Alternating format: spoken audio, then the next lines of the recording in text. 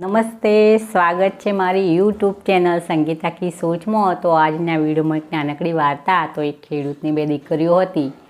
તો દીકરીઓ પરણવાની યોગ્ય થઈ એ સમયે બંને દીકરીઓના ખેડૂતે ધામધૂમથી એક જ માળવામાં લગ્ન કરાવ્યા। એટલે એક જ દિવસે બે જાન તેડાવી। તો એક મોટી દીકરીના સાસરીવાળા હતા, તો એ ખેડૂત હતા, તો ખેતી કરતા, અને નાની દીકરી બીજા નંબરની દીકરી હતી, તેના સાસરીવાળા હતા કુંભાર, તો તે માટીમાંથી વાસણો બનાવવાનું કામ કરતા। આમ બંને દીકરીઓના સાસરીવાળાના વ્યવસાય અલગ હતા। તો બંને દીકરીઓના ધામધૂમથી લગ્ન કરાવ્યા। એના ઘણા સમય પછી ખેડૂતના મનમાં એકવાર વિચાર આવ્યો કે દીકરીઓના લગ્ન કરાવ્યા પછી દીકરીઓના સાસરે તો હું કોઈ વાર ગયો નથી, તો ચાલો ને આજે હું જઈ અને જોઈ આવું કે દીકરીઓ સાસરીમાં કેવી રીતે રહે છે। ત્યારે અને ખેડૂત દીકરીને ત્યાં જવા માટે નીકળ્યા અને સવારમાં પહેલાં પહોંચ્યા મોટી દીકરીને ત્યાં। તો બસ મોટી દીકરી બાપુજીને જોઈ અને ખુશ થઈ ગઈ। સારું જમવાનું બનાવ્યું, જમી પરવારી અને બાપ દીકરી વાતો કરવા બેઠા। અને વાતમાં બાપુજીએ દીકરીને પૂછી લીધું કે બેટા, કેવું ચાલે છે તારી સાસરીમાં અને કેવું ચાલી રહ્યું છે તમારું ખેતીનું કામકાજ? તો દીકરીએ કહ્યું કે બાપુજી, ઉપરવાળાની દયાથી એટલે કે ભગવાનની દયાથી મારી સાસરીમાં બધું સરસ ચાલી રહ્યું છે, અને અમે 2 દિવસ પહેલાં જ ખેતરમાં અનાજની વાવણી કરી છે।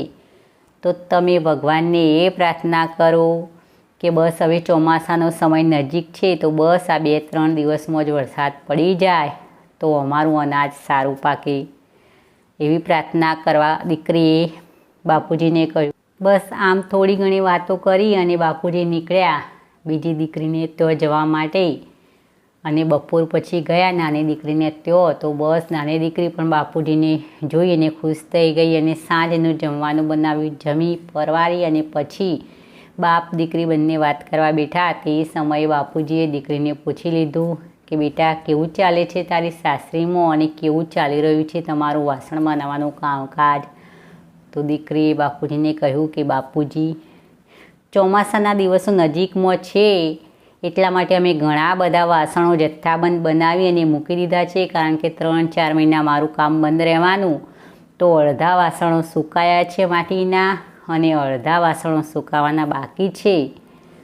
તો આ 3-4 દિવસ સુધી કદાચ વરસાદ ના આવે તો સારું, તો તમે ભગવાનને એ પ્રાર્થના કરો કે આ 3-4 દિવસ એટલે કે આખું અઠવાડિયું વરસાદ વરસે જ નહીં, તો અમારા બધા જ વાસણો માટીના સુકાઈ જાય।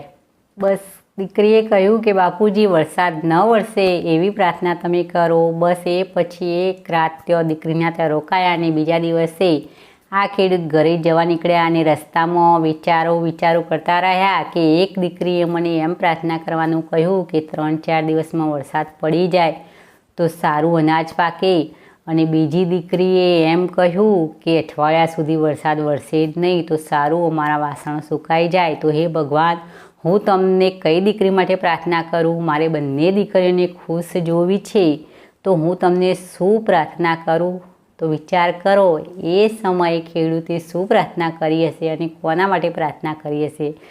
તો બસ આ વખતે ખેડૂતે ઉપર જોઈ અને ભગવાનને એક જ પ્રાર્થના કરી કે ભગવાન, હું કોઈના બાજુથી કશું વિચારતું નથી, બસ હું તમને એમ જ કહું છું કે બધાના માટે જે સારું હોય એમ જ કરજો ભગવાન। બસ હું બધાના માટે વિચારી રહ્યો કે સર્વ જીવો તમારા માટે એક સમાન છે, તો દરેકના માટે જે સારું હોય એ જ તમે કરજો। બસ ખેડૂતે આ પ્રાર્થના કરી। તો મિત્રો, ખાલી આ તો વાર્તા જ છે, પણ આપણા જીવનમાં પણ ઘણી વાર આ રીતે આપણે ફસાતા હોઈએ કે આપણે કયો નિર્ણય લેવો, આ નિર્ણય લઈશું આ રીતે કરશું તો સારું થશે, કે આ નિર્ણય લઈશું કે આ રીતે કરશું તો સારું થશે। તો એ સમયે આપણે પણ ભગવાન પાસે એ જ પ્રાર્થના કરવાની રહેશે કે ભગવાન, જે મારા માટે અને બધાના માટે સારું હોય એ જ કરજો, એવી જ પ્રાર્થના કરવી, બીજા કોઈ આડાઅવળા વિચારમાં પડવું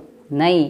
તો મિત્રો, વિડીયો સારો લાગે એટલે કે નાનકડી વાર્તા સારી લાગે તો એક લાઈક અવશ્ય કરવું, બીજાને ત્યાં શેર પણ કરવું, અને આવી અવનવી મોટિવેશન વાર્તા સાંભળવા મારી ચેનલ સંગીતા કી સોચને જરૂરથી સબસ્ક્રાઈબ કરી ફરી મળીશું નવા કોઈ વિડીયોમાં નવી વાર્તા સાથે।